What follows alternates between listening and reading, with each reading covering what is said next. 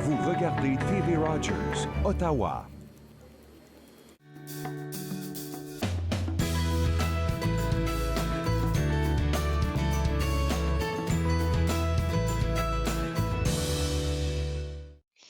Bonjour et bienvenue à Entre nous, exclusivement sur les ondes de TV Rogers. Je suis Claude Andrea Bonny et je me ferai un réel plaisir de passer la prochaine demi-heure avec vous.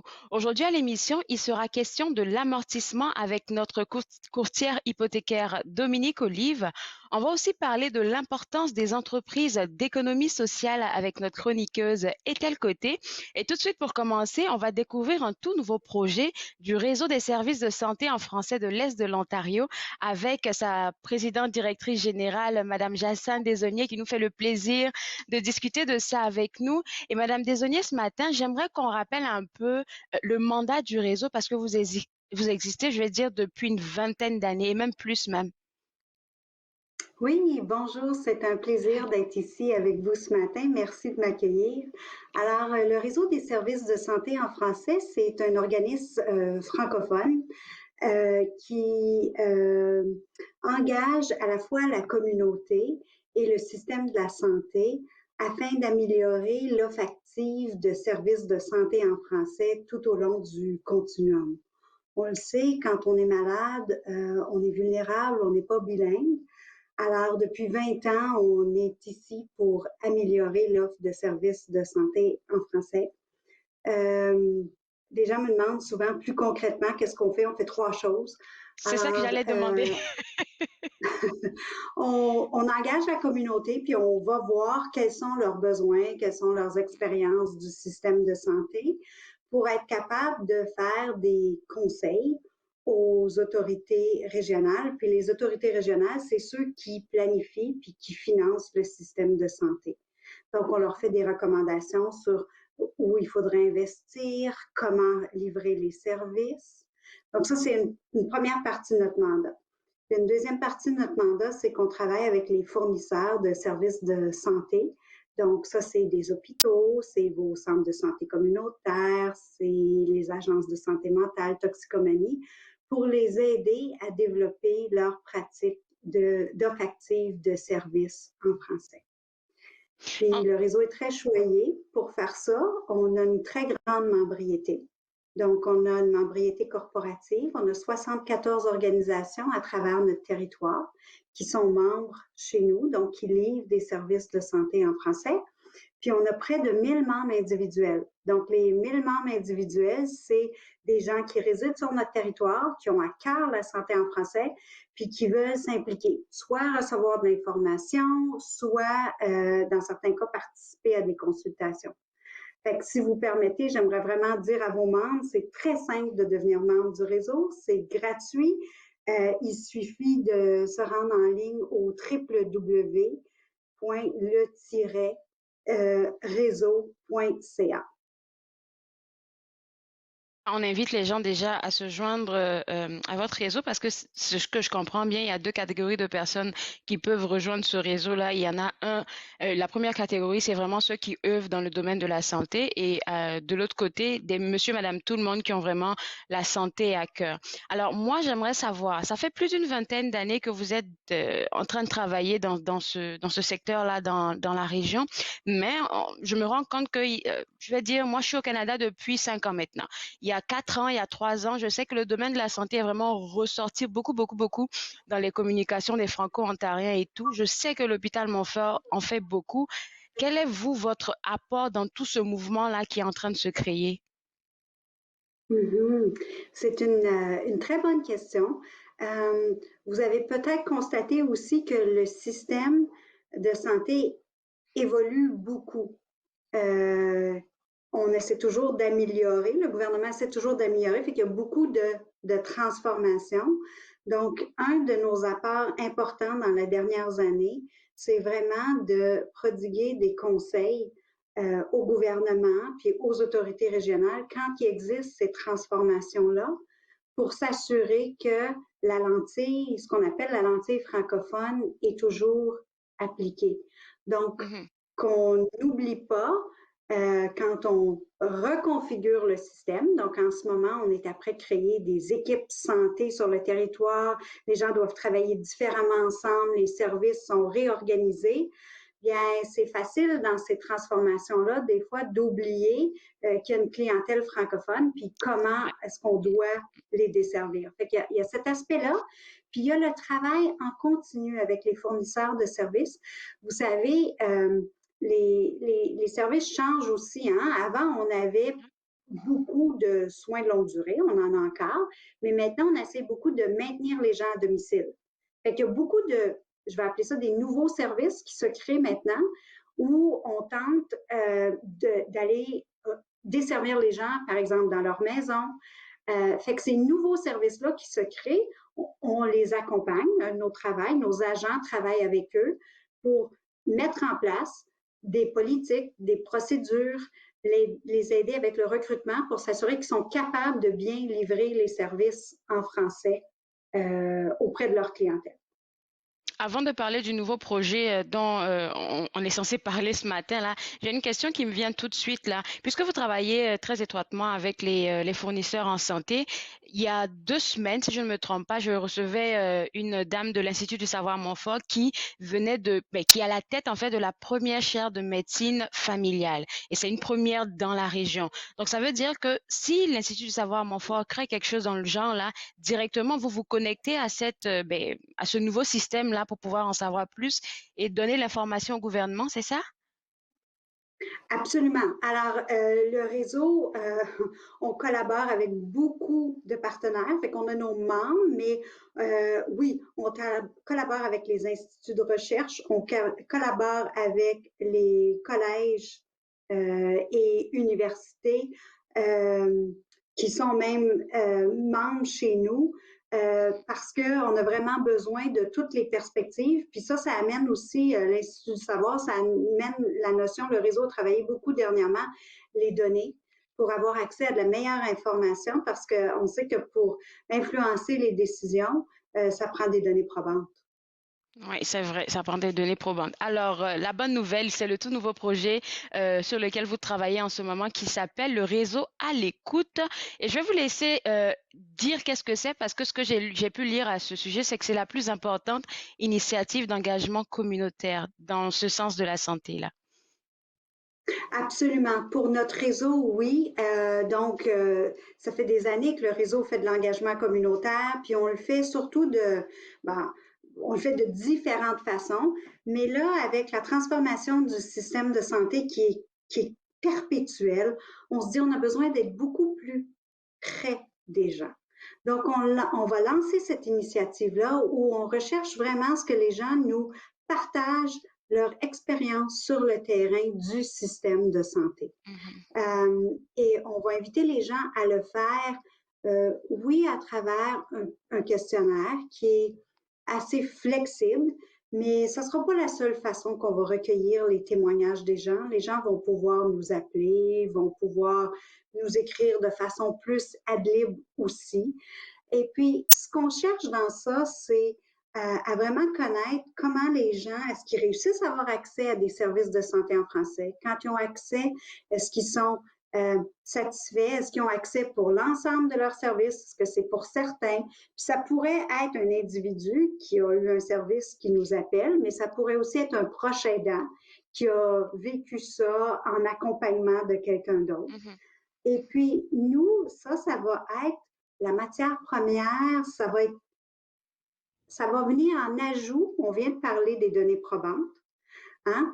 Une autre forme d'information super importante pour nous quand on rédige nos conseils pour les autorités. Donc oui, on peut donner des données, mais on peut donner aussi un discours à l'appui. On peut donner des informations plus qualitatives qui viennent enrichir les conseils. Puis on sait aussi que les histoires vécues parlent souvent beaucoup plus que juste les chiffres. C'est-à-dire qu'on a besoin des deux, mais quand on a les Mhm. deux, c'est beaucoup plus fort. Je vous dis ça, puis évidemment, tout ce processus-là est complètement anonyme. Hein. Nous, on donne nos recommandations de façon générique, bien qu'on va recueillir des histoires individuelles.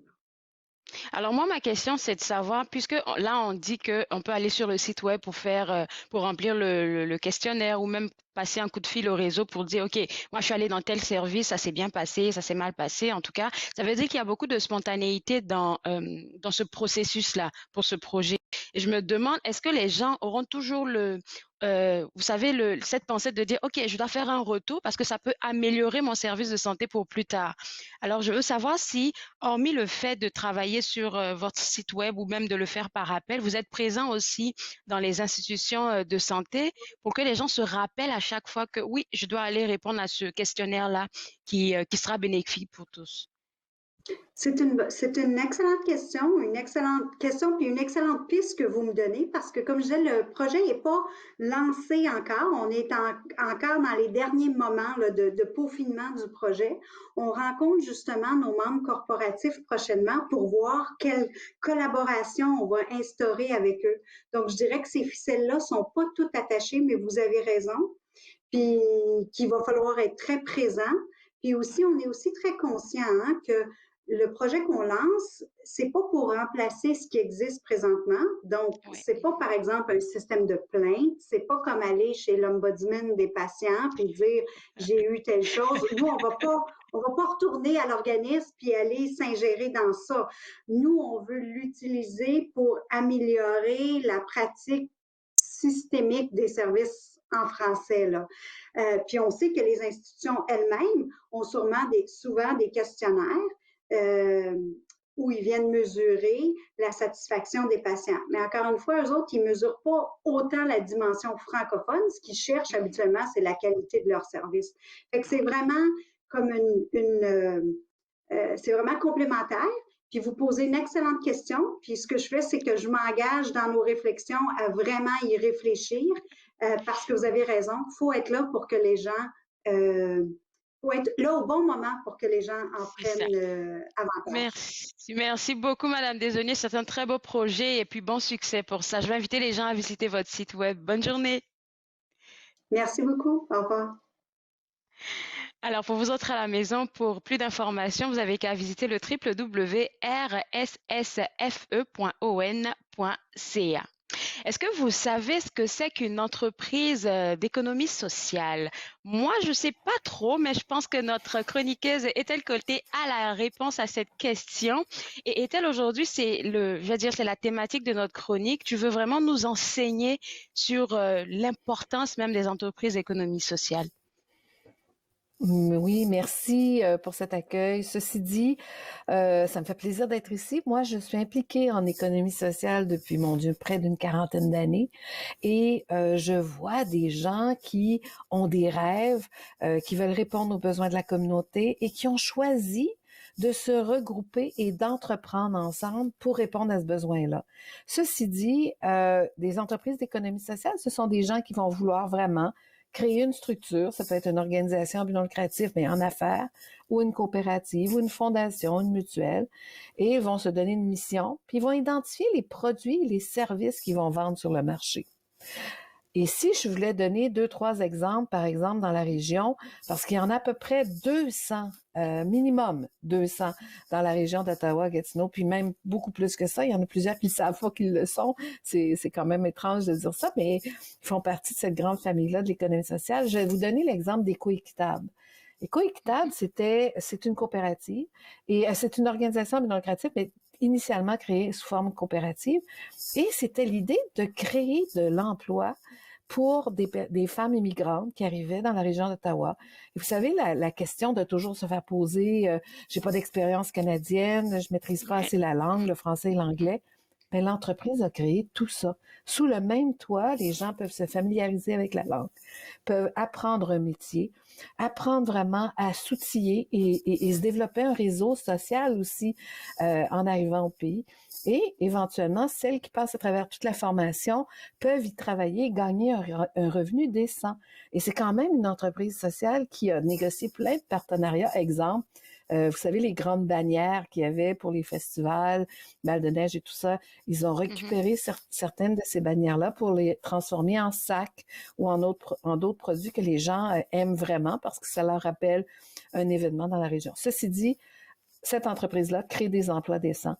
Si on pense le lait qu'on boit, je ne sais pas si vous buvez du lait, ma chère, Oui, mais oui, oui. dans notre région, oui, c'est pas partout, mais dans notre région, du côté Gatineau, il y avait une laiterie qui avait un peu de la misère, de la difficulté à rester en affaires.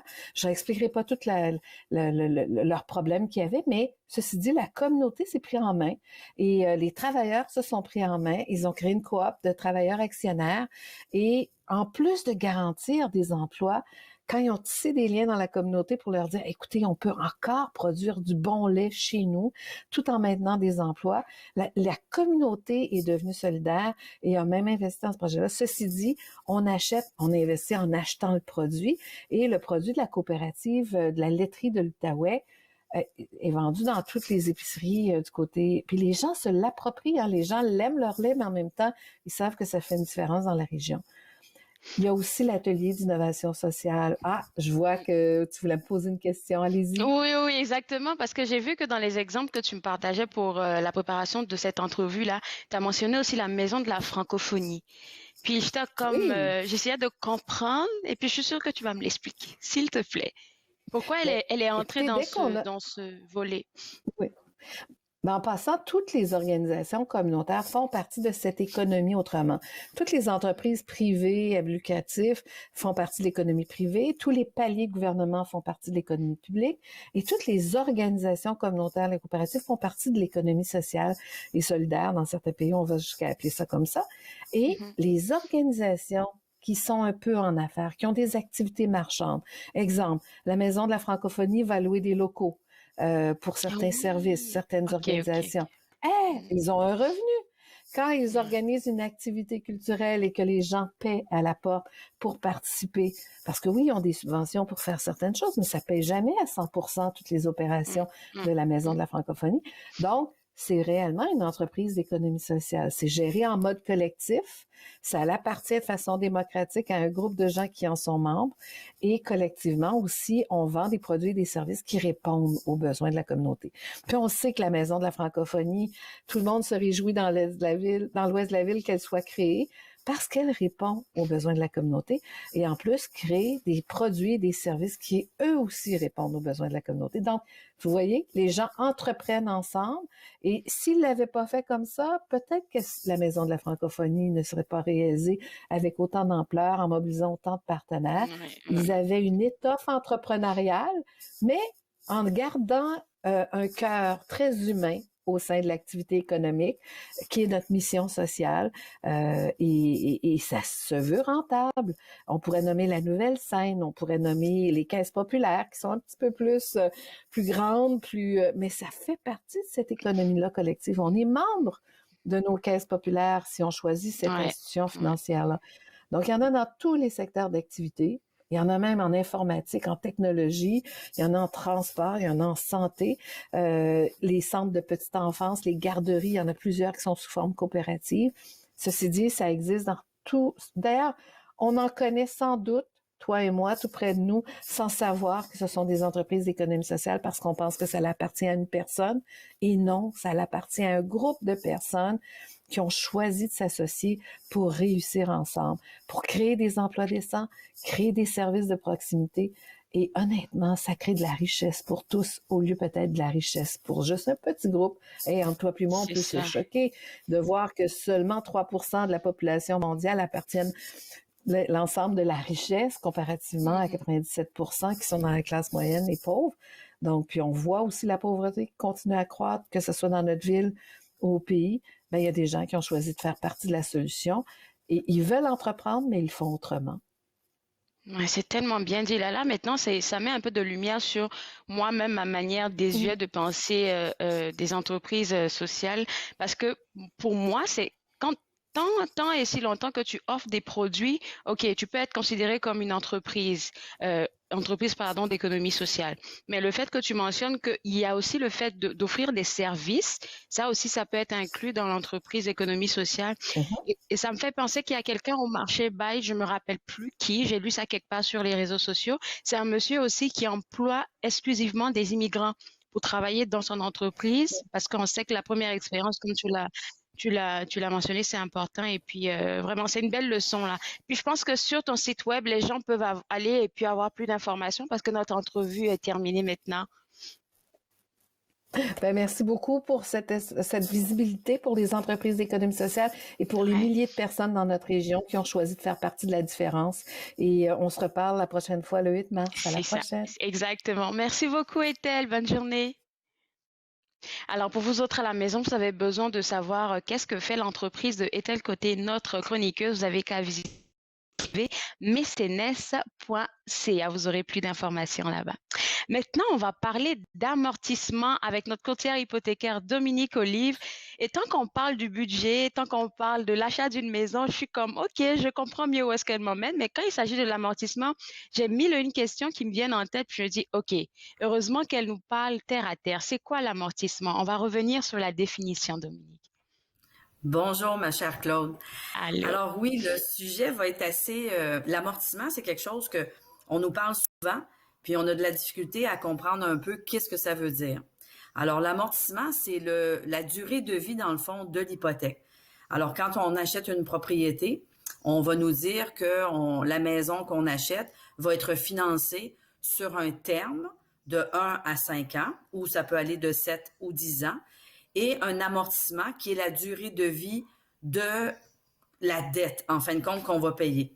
Alors, ça veut dire que si on prend une hypothèque sur un terme de 5 ans, ce qui est couramment, l'hypothèque va durer 25 ans, 25 années. Ça ne veut pas dire que le paiement va rester pareil, parce que dans le fond, on renouvelle un terme qui est de 1 à 10 ans. Et là, on parlait de 5 ans. Et on va refaire le taux d'intérêt à chaque terme.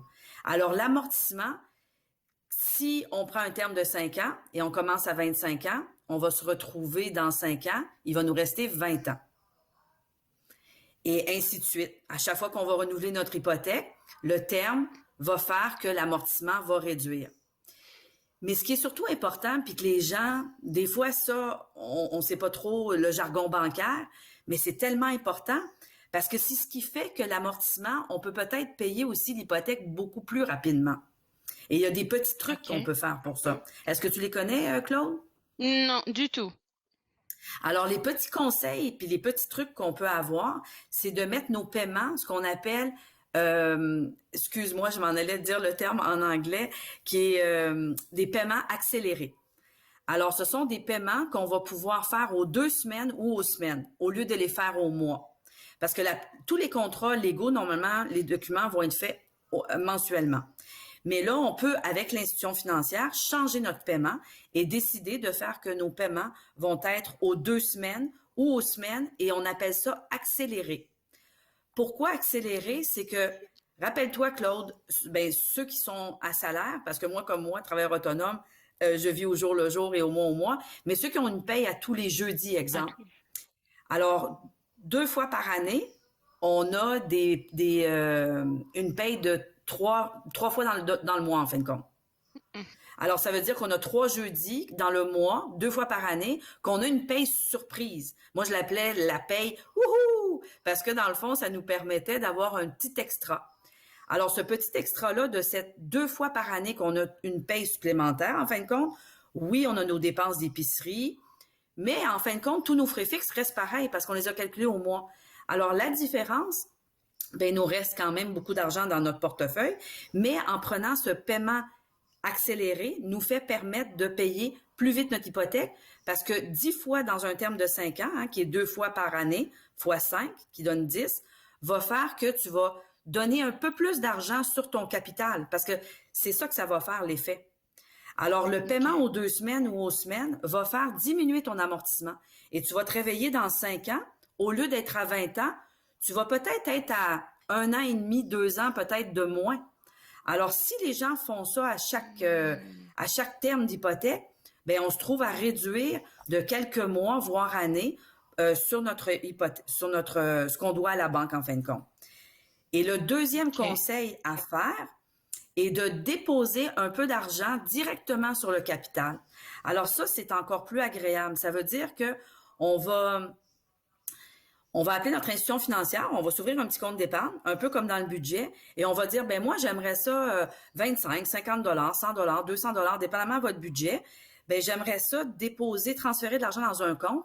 Et une fois par année, au lieu de prendre cet argent-là pour vêtements, voyages, autre chose, ben on va le déposer sur le capital de l'hypothèque.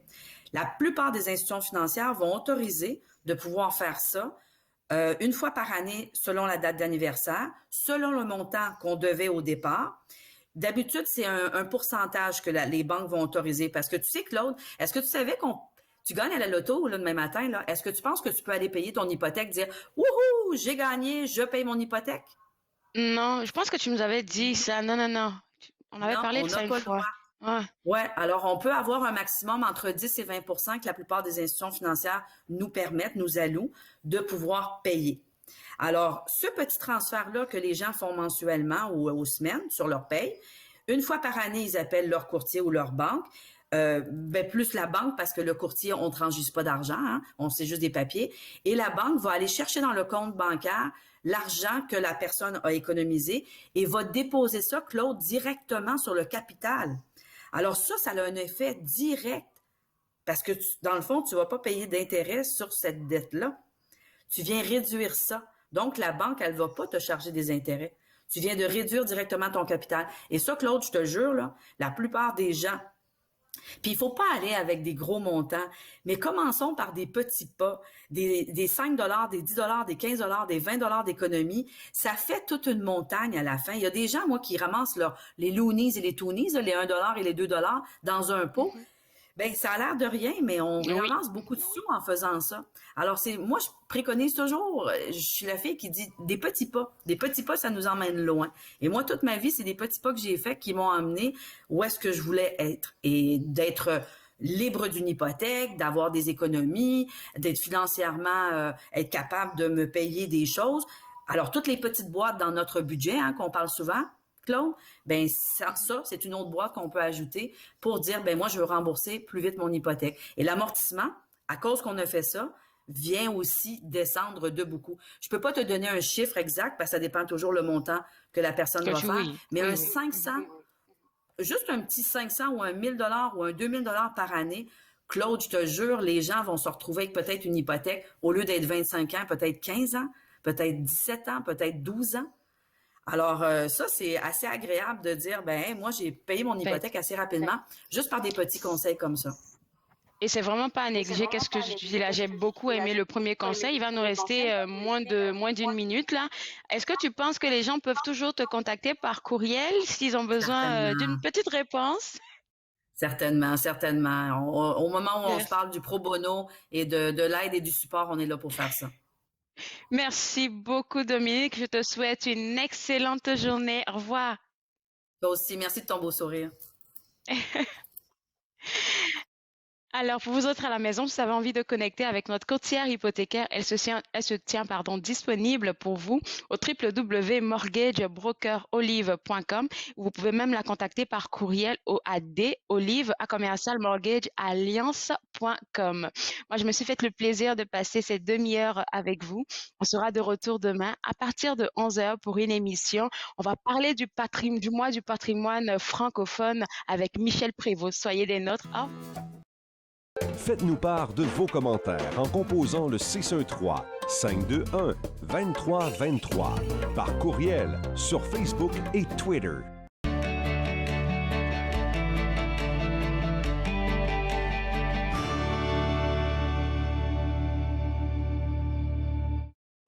À la prochaine émission, on va aller faire un voyage en train pour aller entendre le conte à M. Yves Saint-Pierre. Vous embarquerez avec nous.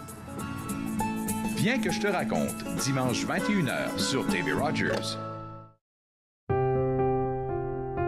Les commerces, les restaurants et les services locaux d'Ottawa font partie importante de notre tissu urbain. Nous pouvons les aider en ces temps difficiles. Commandez chez eux en ligne, achetez des chèques cadeaux à utiliser plus tard, commandez des repas à emporter ou à livrer, démontrez votre soutien sur les réseaux sociaux. S'il vous plaît, faites-le aujourd'hui. En savoir plus, visitez ottawa.ca/acheter local.